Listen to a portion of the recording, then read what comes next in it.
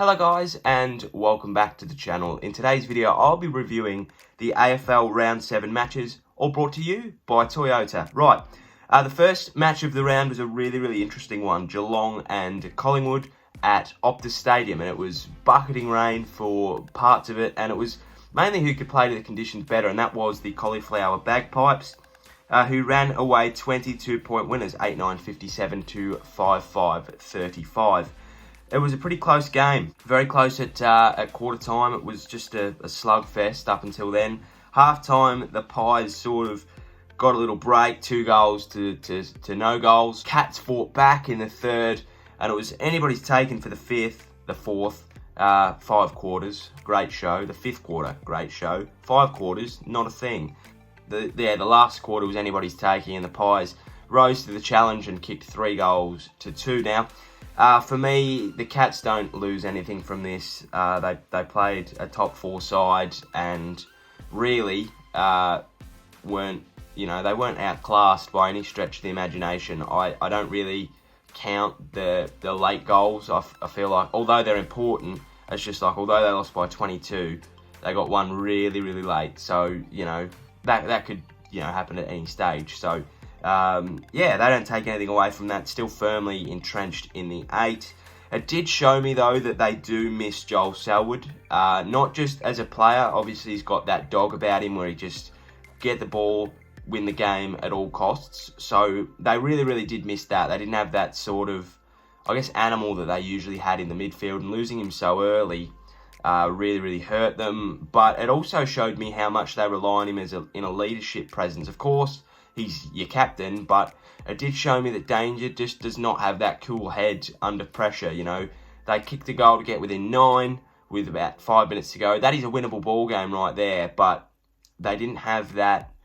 They didn't have that calming factor for Selwood just to say, right, we just need to stick to our guns here. Whereas they all tried to be the hero, and it didn't quite work for them. So, yeah, Cats don't lose anything from that. Pies go to 4-2-1, and Geelong 4-3. So, yeah, next week, this week, the Eagles and the Pies on Sunday afternoon is going to be a ripper-dipper.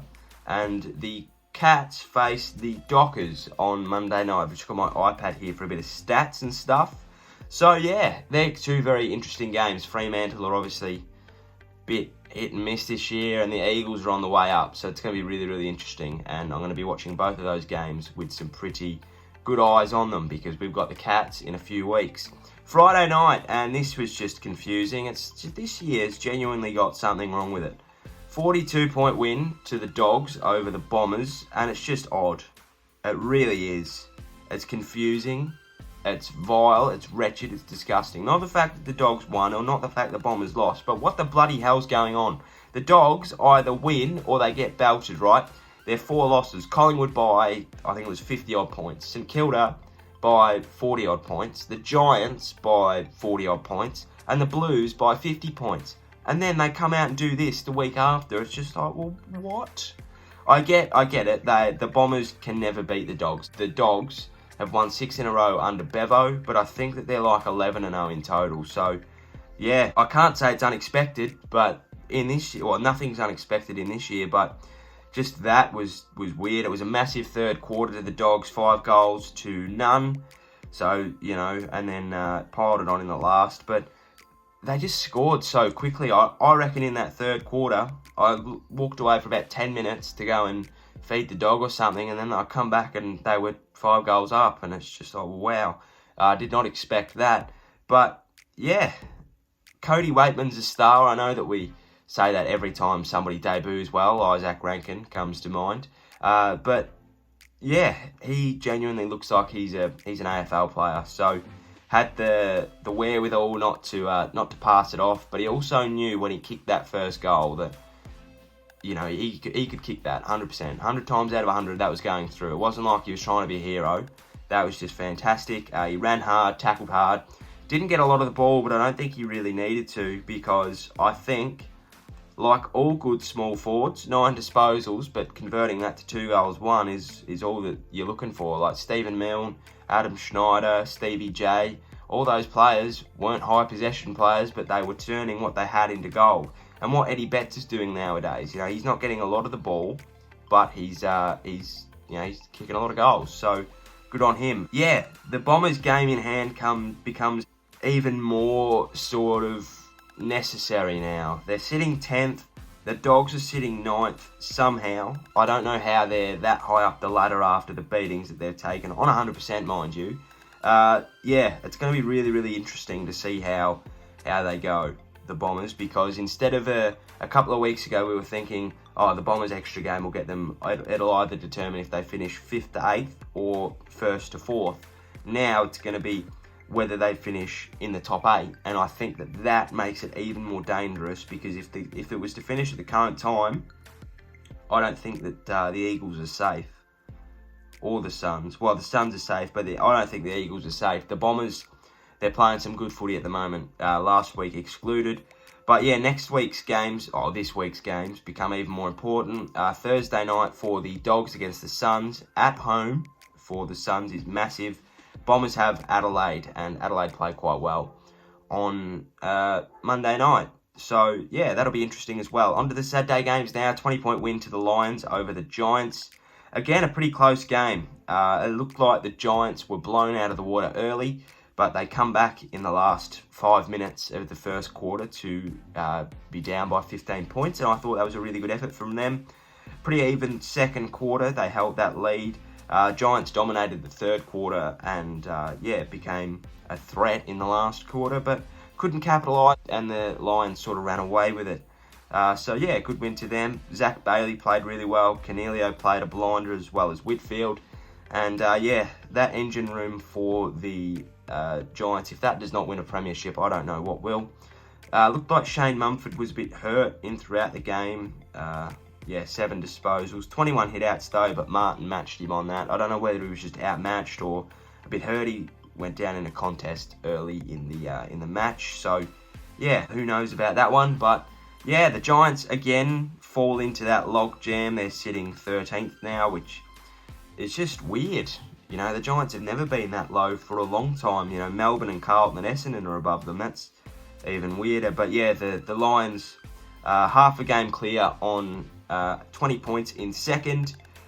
It's an interesting year. It's an interesting year. I don't know how many times I can say that.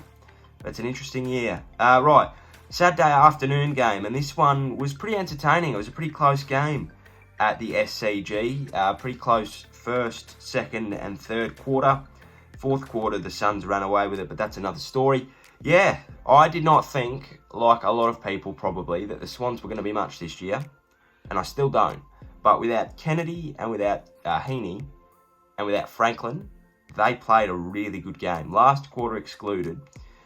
If they could run with that form up until three-quarter time against any team, but add another quarter on top of that, they will win a lot more games this year than a lot of people think. They're not going to challenge for the 8 or anything, but they're also not going to be bottom dwellers. I reckon they'll finish probably 15th. So, it's a really entertaining game to watch. Parker played really well.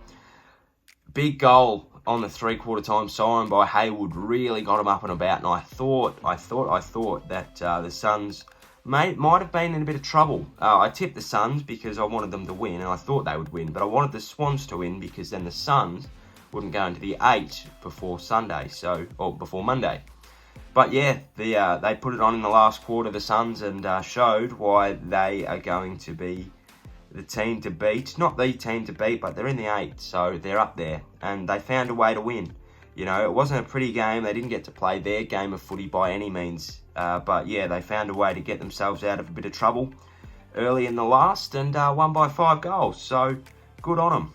And that's a pretty confidence-building win, to win on the road. I know that most games are on the road this year, but to win at the SCG in front of a couple of people, it's a good sign for them. They've struggled on the road in the past. They've struggled a lot in the past, but yeah, they're showing some good signs this year, and I think that they'll be a force to be reckoned with. And Thursday night is a massive game for them as well.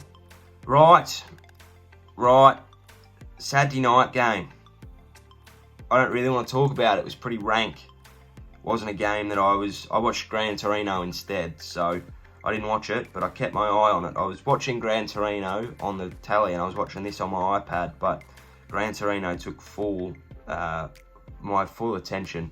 It's amazing that they got beaten by 9 goals, yet Higgins and Dumont were the top scoring fantasy players on the ground. But then everybody played their role, and that's what Richmond have been famous for. Egg Smith, was it his debut? It wouldn't have been, but it would be pretty close. 23 disposals. Pickett, 16 and a goal. Short, 21. Grimes, 19. Castagna, 18 and a goal. Martin kicked 2 goals and 16. They all played their role. Like, there's no standout player, but there's a lot of people with 15, 20, 10 disposals, but a goal. Arts kicked 2 goals, 3 from his 8. And then there's a lot. Oh, obviously, they can't help having Zeeble, your captain, out early. And then Hayden took a massive risk and got knocked out for it. That was major courage. But I don't know. Are the Tigers on the way back up?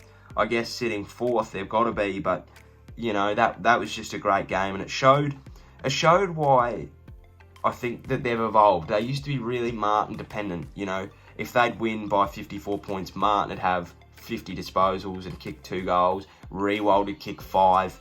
But now, Riewoldt kicked 1-1. Martin kicked 2. But, around the ground, they didn't have anybody higher than 25 disposals. So, yeah, they're all playing their role. And I like this Tigers outfit if they can keep that going for a while. Everybody playing their role, no major standouts, but everybody just putting in a team effort.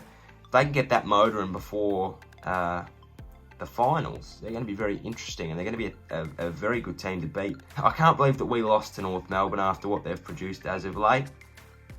It's stupid. And look, they looked like they could actually have won, especially after their game with the Bombers. They were pretty close. They were in that for the majority of the game until probably the last 5 minutes when the Bombers started to kill the game. But yeah, who have they got this week? Because it's going to be a pretty Carlton at the Gabba.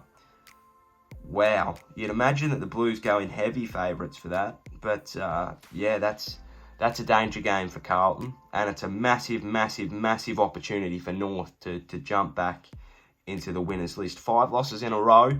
Again, it's not going to get any easier for them. Apparently, they're going down to Tasmania for a bit, so that will be really interesting because that's a home away from home, and nobody plays that ground better than the Kangaroos because nobody plays there. So, yeah, that's going to be very interesting.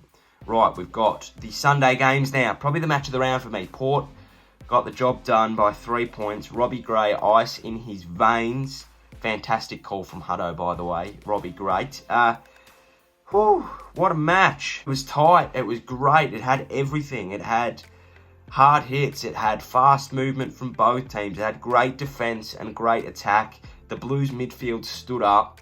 Kane Farrell was doing Kane Farrell things. They just couldn't get across the line, the Blues, and I feel stupidly bad for them because they were genuinely 2 kicks away from victory. Cripps, 21 disposals. Dixon kicked 3. He was the game changer. I don't think that Carlton were out-coached, but I think that they were stupid in the fact that they backed Jones on him all day. Now, Jones is a great player, and he halved a lot of contests, but when your opponent is having 7 shots on goal, they only kicked 9 goals for the day. Imagine if he puts 2 more through. It goes from a 3-point loss to a 20-point loss. I would have backed Wiedering on him. I don't think he's lost many one-on-one contests this year, Jacob Wiedering. And even if it doesn't work, put Jones back on him. You try Wiedering for 10 minutes. Say he concedes 2 goals in that 10 minutes, you go, right, all right, Jones was working, we'll put him back on him. But they didn't even try. At least, they had the option there. And I do think that that's where they lost the game. Regardless of what happened in the last 5 minutes, I do think that they had an opportunity to win in the last minute. Gibbons, I can't remember if he took a mark or got a free kick, but he's got a free kick on the half-back flank. 54 seconds to go. He goes long down the line. Comes back out, goes in. Gray takes a a good mark. Not much more the defender could have done there. It was a good mark by Robbie Gray. Kicks the goal, you lose the game, right? That last kick included, if Gibbons goes short, they win the game. Right, takes his full 15 or 20, kicks it short into the middle, takes his 20, 15 seconds to go. Then you can either find another short option, there's the game, or you can take that gamble, trust your tools to get a stoppage with 15 seconds to go, or trust your defence that they can't move that ball from arc to arc in 15 seconds. It's unfortunate because the Blues didn't deserve that at all. They were in it all game. They played really, really well.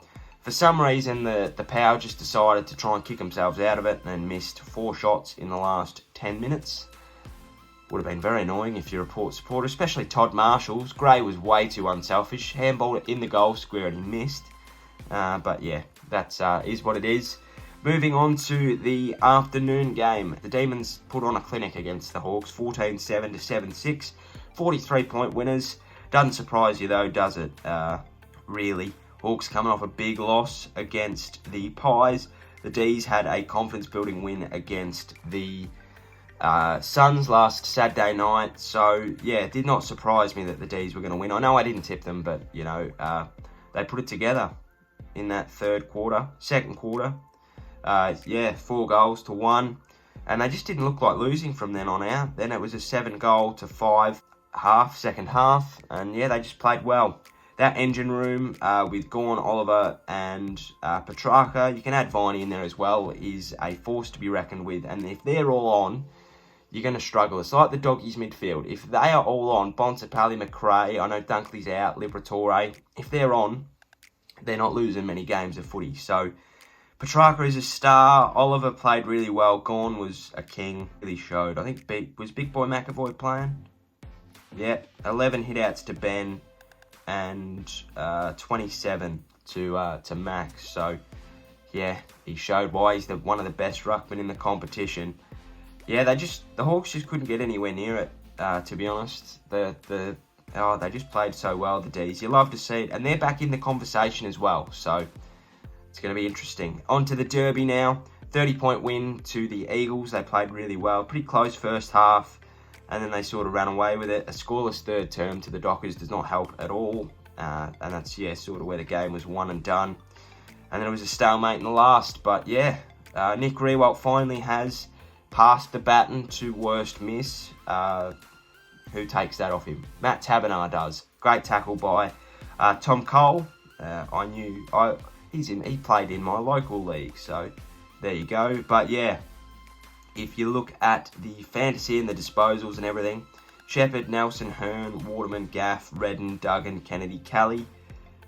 How many's that? 3, 6, 9 Eagles players before you see 1 Docker. They all played their role. Kennedy 4 goals, 4, but then you look at the disposal count, 23 to Shepherd and Nelson, 17 to Hearn, 15 to Waterman and 2 goals, 24 to Gaff, 21 to Redden, 19 to Duggan, 11 to Kennedy and 4 goals, and 18 to Kelly. And then Nick Nat in the ruck. It was a pretty tight contest, 22 hitouts to 16, but I mean, with that midfield all playing their roles, you're not going to lose many games of footy. The Dockers have the Cats, and that's a big game for them playing at home. And probably in the match of the round, the Eagles play the Magpies. That's going to be a really, really good match. The Eagles are 8th now, which I don't think anybody saw coming after the first couple of rounds. But as I said, next 7 in a row playing genuinely, literally or figuratively on 0 points. They'd squared the ledger. It's anybody's for the taking. So it's going to be interesting. Interesting games all round. And now for the last game of the round, Adelaide and St Kilda. I've already reviewed this in my Adelaide v St Kilda review. I was very happy with our performance. It wasn't a pretty game by any means necessary, but we got the job done. Steele played a fantastic game. Caulfield did as well. Ben Keys was probably their best player. And it was a pretty contested game. I didn't expect that from Adelaide, but back at home in front of their home crowd, it's always gonna rally the troops on. I think they'll get a win this year. I really do. I think that it might come against somebody like Melbourne or Hawthorn. they'll get one eventually. They just got to hang in there and reap the rewards when they come to claim them. So yeah, not much on that game because I've got a 15-minute review on it in my previous video. But yeah, thank you for watching. If you enjoyed, please give us a like and a subscribe down below.